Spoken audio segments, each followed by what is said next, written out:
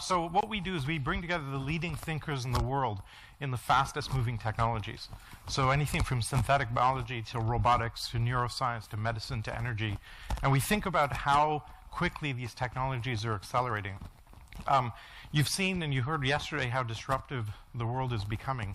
We're seeing new business models all layering on this information model that's exploding onto the world.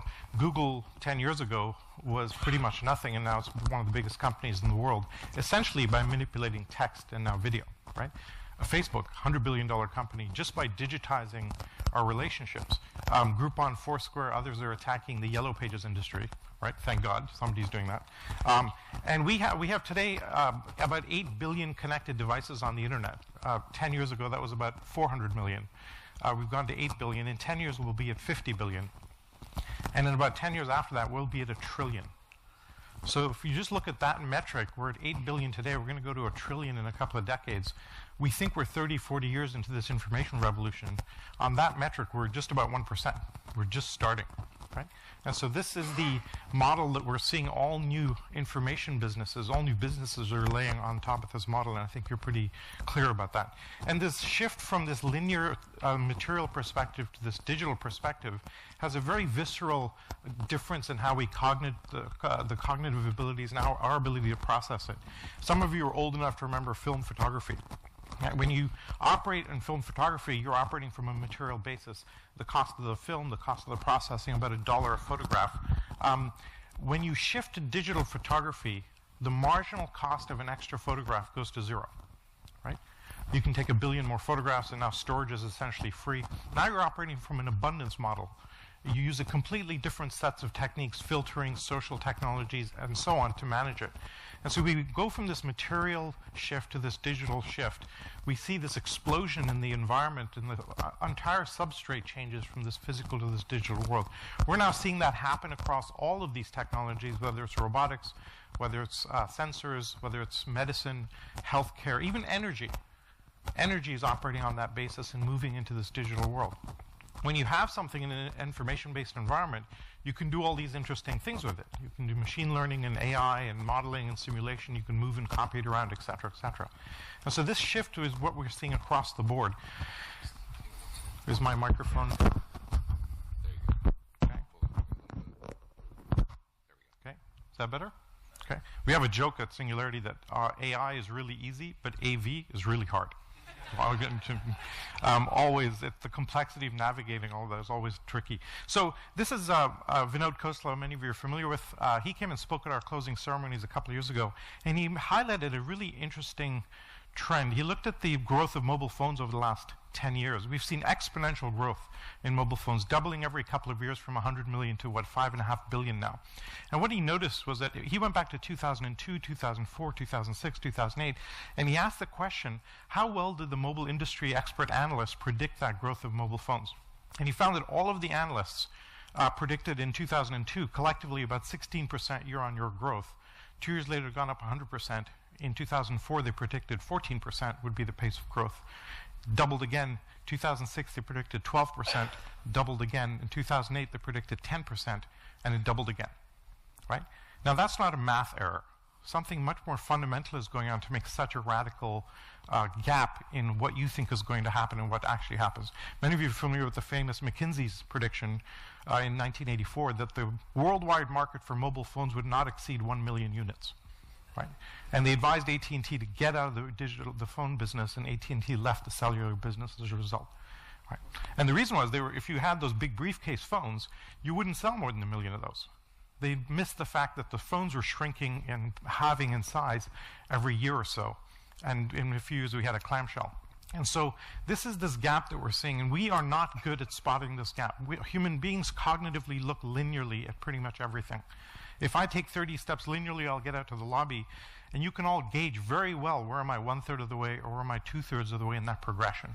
If I take 30 doubling steps, exponential steps, 2, 4, 8, 16, at step 30, I'm at 1 billion. I'm 26 times around the world, and it's very hard to gauge where am I 1/3 of the way and where am I 2/3 of the way in that prediction. And this is the gap that we're seeing around the world, both in business but also in society. The Arab Spring is a manifestation of that. The younger generation is leveraging information in a way that the older generation can't even conceive of, and that's causing this big gap. And we study that gap between linear structures in the world and this exponentially growing powered world, powered by the digital world. And what happens is when you have an exponential curve, you discount it early on.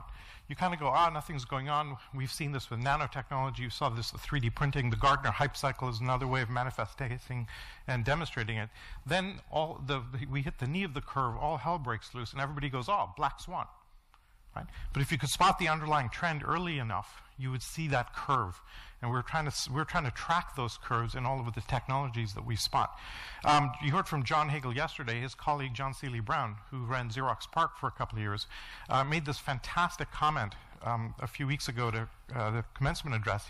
And he noticed that all of our business structures are built upon scalable efficiency, right? In a linear model. All strategic planning operates on a linear basis pretty much. Yet the world is moving on an exponential basis, and our old structures simply can't manage.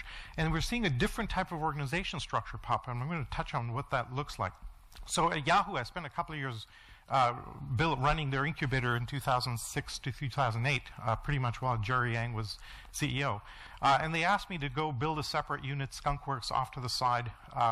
And it was very successful. We looked at about 3,000 ideas around the company, and my role was great. It was kind of like pick the best 5 and be building the best 5 projects. If something needs to scale, fold it back into the mothership. Now, the problem is, how many of you are familiar with or have this corporate incubation model or have experimented with in the past? Can I just see a show of hands? Quite a few, right? The problem is the model doesn't work. And the reason that the model doesn't work is that the immune system of the company will come and attack it. Right? So it's an organic beast. All businesses are set up to resist change. And therefore, when something like this happens, it disrupts it. If you build something really interesting, it's going to cut across a couple of the different business units, and then you get into political fights as to where should it fit. And if you try and wedge it into one place, it doesn't map onto the product very well, and you lose the external focus. Right? So if you do this external innovation, you simply can't bring it back into the company.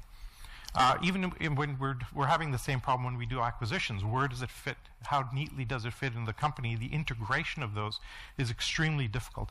I think it's important to do these type of projects, but it has to be stealth, report directly to the CIO and CEO's your eyes and ears as to what's happening in technology. At Yahoo, we made the mistake of using it as a PR vehicle, and that just paints a big bullseye on top of you, right? And so I'm now advising some large companies about how to deal with this because it's very hard to navigate this model.